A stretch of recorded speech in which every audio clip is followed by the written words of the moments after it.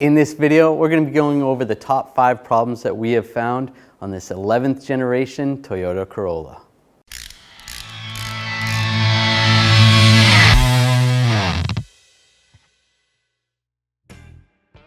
Just to let you know, there's nothing wrong with this vehicle. There's nothing wrong with owning one or buying one.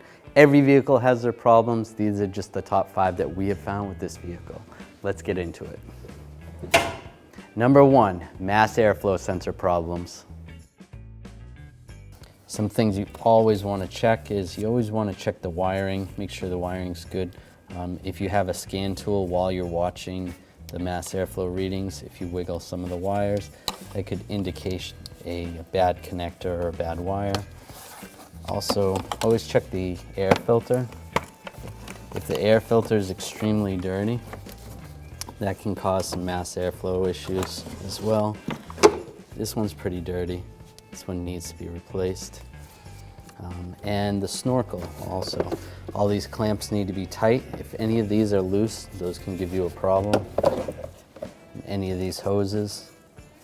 So make sure all that stuff is in good order. So you may have a check engine light with a mass airflow sensor code or a rich or lean code. Most of the time it's the actual mass airflow sensor which is the problem. It's really easy to change. Just push down on the button right here, disconnect the connector, just like that. Take a Phillips head screwdriver and just grab the mass airflow sensor and take it out. Now, a lot of times you'll read stuff where it says you can clean these. In this Toyota, it's really not a good idea. If you have that problem, you should just replace it. Some of the other things you may notice if you have a mass airflow sensor problem, your fuel economy could be affected, the transmission shifting could be affected, and the drivability, the throttle response could be affected as well. Number 2, EVAP system codes and not being able to clear the permanent codes. The first thing whenever you have an EVAP system code, unless it's a circuit code, is you want to check the gas cap. Just grab the gas cap, give it a wiggle, make sure it's not loose. If it was loose, tighten it up, clear the code, and drive it. Pull the gas cap off, take a look at it, make sure it doesn't have any cracking on it, or check the filler neck, see if any of this is cracked or rusted or anything. If any of that is your situation, you're going to have to address that, replace that, and clear the codes.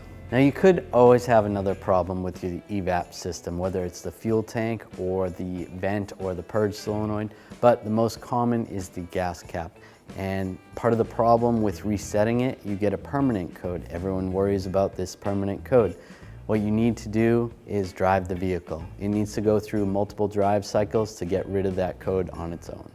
Number 3, fuel issues caused by bad gas. A lot of times you'll have a drivability issue where the engine runs rough or the vehicle will start up and then just shut down. A lot of that is caused by the fuel injectors, and sometimes they get gummed up. Fuel injectors are located right here. A lot of times if you use gas from a no-name brand gas station, a non-reputable gas station, the gas isn't up to par. It's not going to do the job. Not necessarily the octane. You still use the octane that's meant for the vehicle, but the gas just isn't as clean as a more reputable gas station, and it's going to cause the injectors to gum up. So this is the injector rail. The injectors are down here. To fix this problem, you're going to have to get rid of that bad gas, do a professional grade fuel injection cleaning. You may need a special tool to hook it up. That'll clean off the valves and clean the fuel injection system, and then you should be good to go. Number 4, engine and transmission mounts. So you have a mount that's located right here. There's a rubber bushing in the middle, right there. That rubber bushing will disintegrate over time and just cause a noise when you're shifting gears or shifting from drive to reverse or park to reverse. Also right here, there's another mount in the front of the engine. That's rubber underneath there. That'll disintegrate. The other mount's right here in the back, right in front of the exhaust, right behind the axle. And there's another mount right under here attaching to the top of the transmission. underneath the airbox. Some of the symptoms you're going to find when you have bad mounts are when you shift into reverse, you may feel a extreme thud, and same with drive. Sometimes checking this with your foot on the brake and just accelerating the gas pedal a little bit while you have a friend looking at the engine to see if it's rocking. That's a good way to tell if the mounts are bad. So you may find that when you go to accelerate from a stop, you feel like a thud.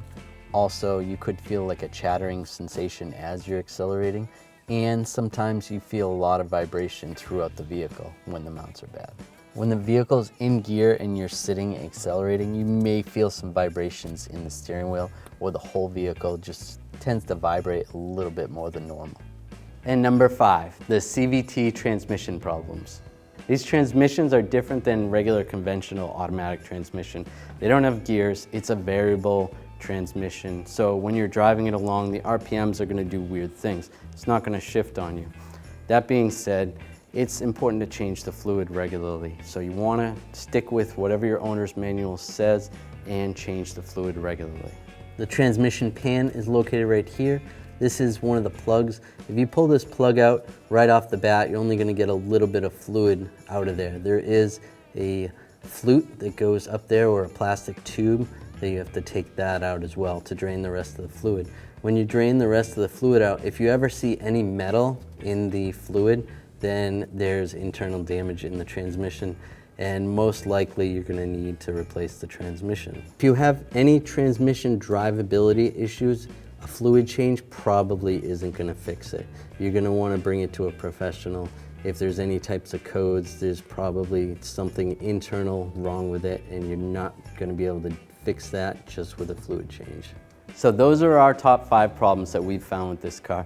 If you have any of those problems or other problems, please leave us a comment below. If you enjoyed this video, please subscribe to our channel. Make sure you ring that bell, turn on all notifications so you don't miss any of our videos.